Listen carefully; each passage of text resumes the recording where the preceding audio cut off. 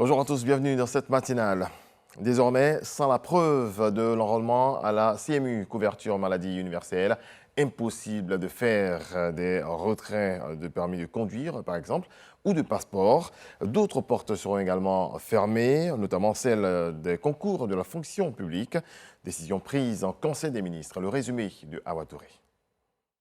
Le Conseil des ministres, ce mercredi 28 septembre 2022, présidé par le chef de l'État, le président de la République Alassane Ouattara, a décidé, dans le cadre des politiques de gestion optimale des finances publiques, de la mise en place d'un livre de procédure des recettes non fiscales.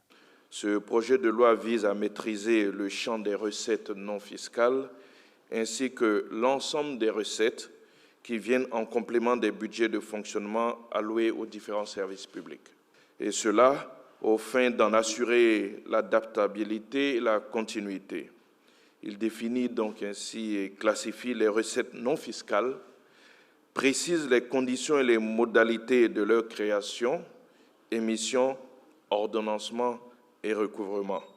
Cela, bien entendu, dans le cadre donc, du renforcement de la transparence dans la gestion des ressources. La protection de la nature. Le gouvernement se dote d'un code de l'environnement qui répond aux nouveaux enjeux écologiques au centre des politiques internationales. Ce décret vise à développer à la fois la conscience écologique des pouvoirs publics et des populations et prévoit un cadre institutionnel et financier des politiques environnementales amélioré auquel est rattaché un système répressif renforcé avec la création d'une police spéciale environnementale.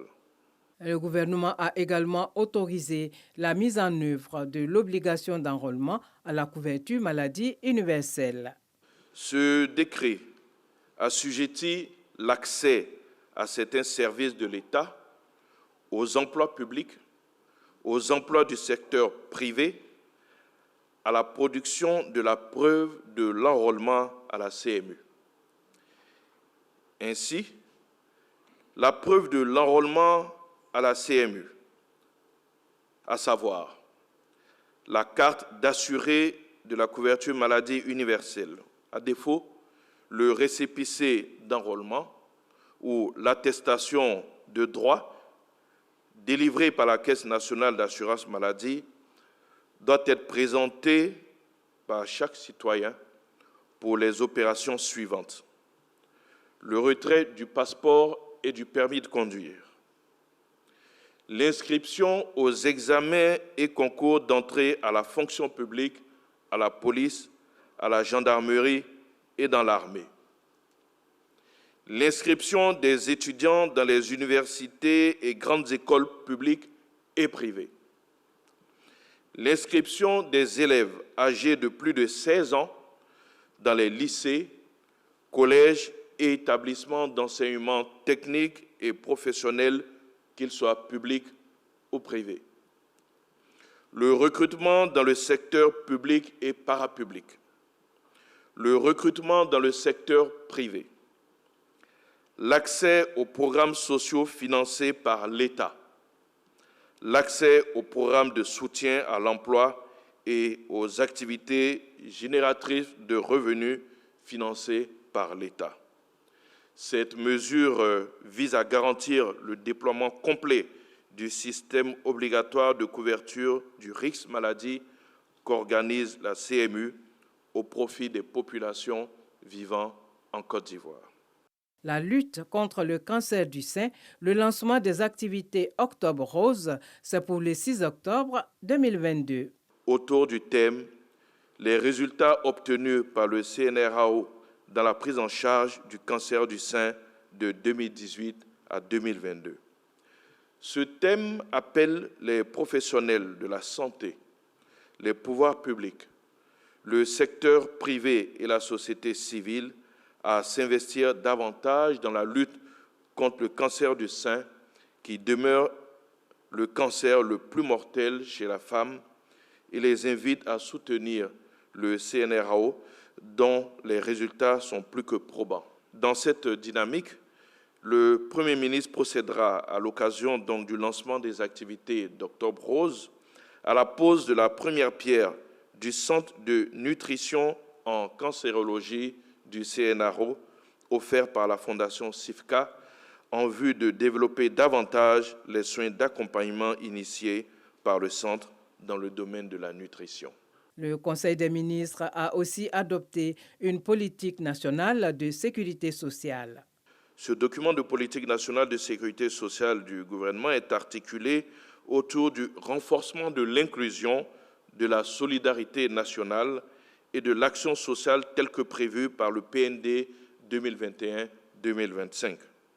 Il vise à consolider la gouvernance et le financement de la sécurité sociale et à améliorer les procédures et l'offre des prestations aux populations avec la création à venir de nouveaux régimes tels que l'assurance chômage et le régime de retraite complémentaire des travailleurs du secteur privé.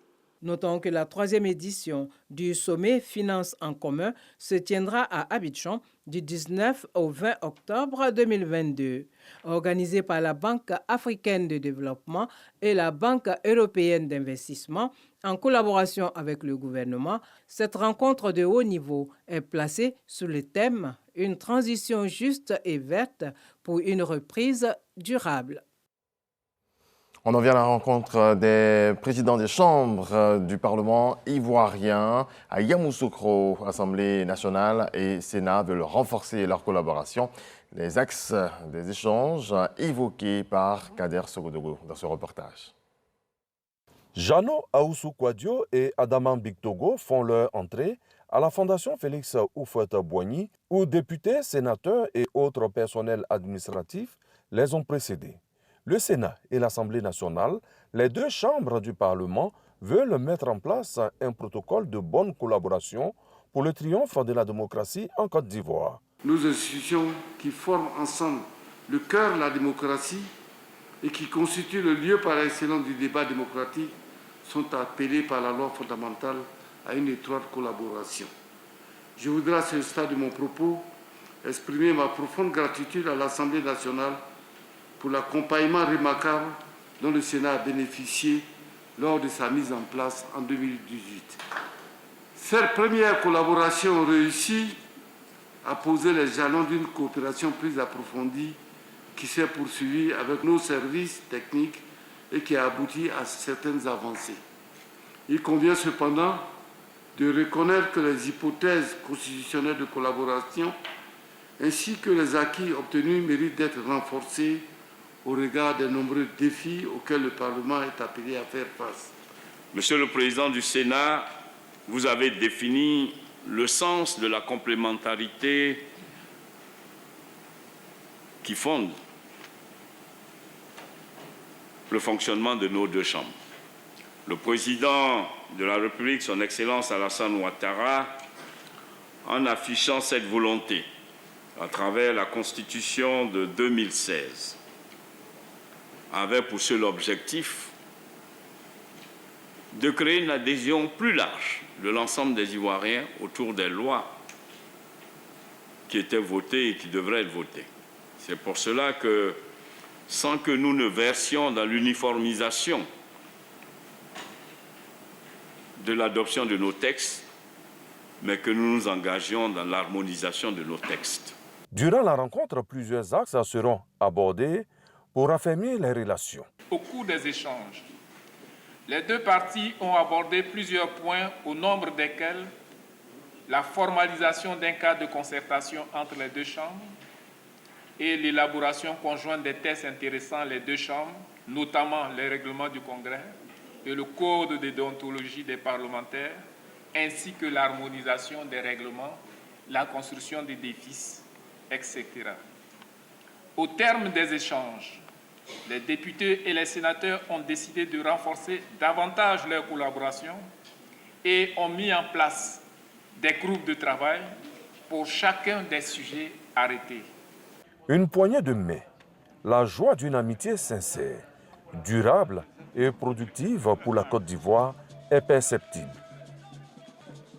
Et les deux présidents, après cette rencontre, ont tenu à rendre hommage à la mémoire du président de la Côte d'Ivoire, le premier président, feu Félix Houphouët-Boigny. Regardons. Chaleureuse retrouvaille entre Jano Aoussou-Kouadio et Adama Bictogo. Une visite de travail dans la ville siège du Sénat, Yamoussoukro, pour amorcer une nouvelle dynamique depuis l'ère du bicaméralisme. Échange fraternel et avant toute chose, direction la résidence de feu le président Félix Houphouët-Boigny. Sur place, le ministre-gouverneur Augustin Thiam, dépositaire et garant de la tradition Akoué, Raymond Goudou Kofi, ministre-gouverneur, et l'ensemble des têtes couronnées vont accueillir les deux présidents. Civilité d'usage et direction, le caveau. Dépôt de gerbes, de fleurs et recueillement sur la tombe du père fondateur de la Côte d'Ivoire moderne et modèle.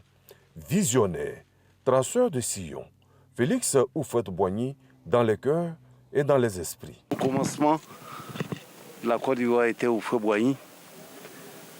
Au commencement, était le député Félix Houphouët-Boigny. Au commencement, c'était la paix en Côte d'Ivoire.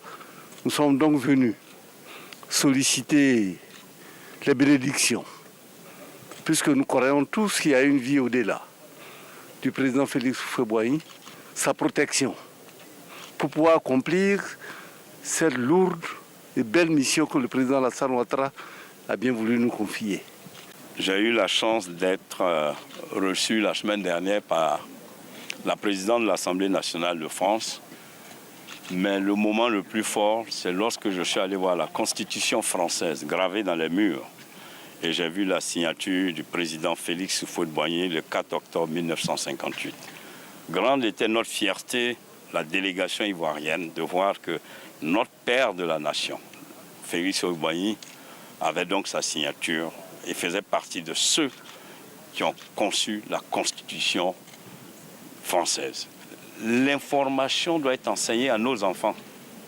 Il faut que toutes les générations ivoiriennes, que tout le peuple Côte d'Ivoire sache ce que le président Félix Houphouët-Boigny a pu faire, non seulement pour la Côte d'Ivoire, mais pour le monde entier, à travers donc cette signature indélébile.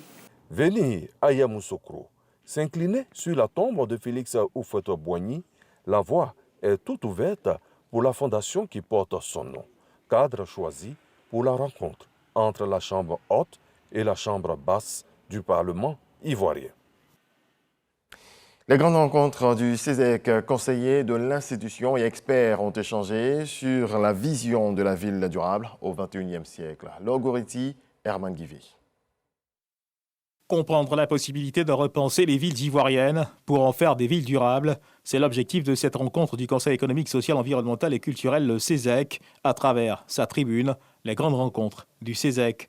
En présence d'experts, les conseillers de l'institution ont été renseignés sur la vision de la ville durable au XXIe siècle, son développement en Côte d'Ivoire et les enjeux cruciaux qui en découlent. Un enjeu à jouer à partir des années qui viennent, puisque ces moteurs économiques et ces moteurs démographiques appellent les solutions de la ville durable et qu'elle a aujourd'hui à sa disposition les expertises, les savoir-faire, les matériaux, les hommes, et pour susciter la création des entreprises qui vont être capables de réaliser ce grand défi qui est mondial et qui est continental. L'architecture des bâtiments, la consommation d'énergie, la résilience de l'eau et la gestion des ordures sont autant de principes qu'il convient de saisir pour mieux comprendre la notion de vie durable.